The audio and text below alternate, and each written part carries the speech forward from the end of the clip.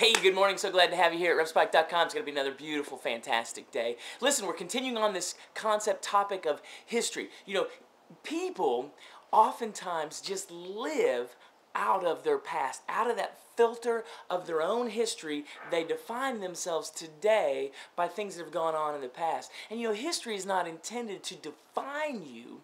History is intended to educate you, to prepare you, to project you, but it's definitely not designed to define you. And too many people live their lives today and in the future defined by their past instead of using their history, their own personal history, as a way to navigate and gain understanding and glean from it characteristics that we want to see enhanced or characteristics that we want to see dismissed, relationships that we want to build on and relationships that we want to remove. And so our own personal history is not a definer of who we are today. It's an educator of where we can go tomorrow. And so I want to encourage you, don't let your history define and limit you. Oftentimes people let their history limit them. The same is true with success. Just because of what you've experienced in the past doesn't mean that's what you'll experience in the future.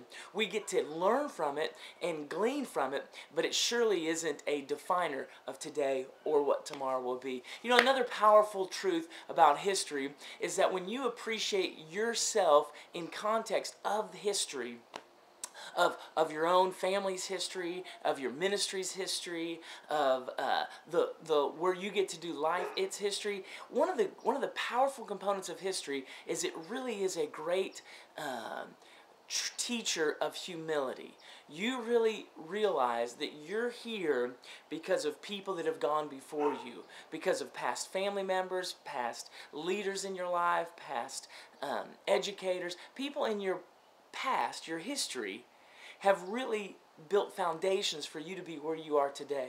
You know, that's just one of the great keys that we have in understanding the cycles of life and ministry and relationships, all of those things. You know, the world is spinning in a circle. It's not going on a straight line. And that's why we find in our lives things cycling back around, things coming again, whether good or bad, because that's the way God has designed us, so that in the midst of history, that's why people always tell the story, back in my day, I would walk up a hill and in snow 3 feet deep and all that, and the idea is that when you understand someone else's history of what they went through to get you where you are today, should give you a great sense of humility.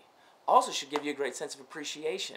If you'll use history in your life to be a force of creating humility and gratefulness, I'm telling you, you will look upon your past, you will look upon the greater history, and it will be a huge resource and ally in your life. And so I want to encourage you, don't despise your personal history, don't negate the history that's around you and what other people have sacrificed to get you where you are today, and we'll just kind of go on down the road and see all that we get to create for the future. That's really what's so bright. Thanks so much. Have a great day.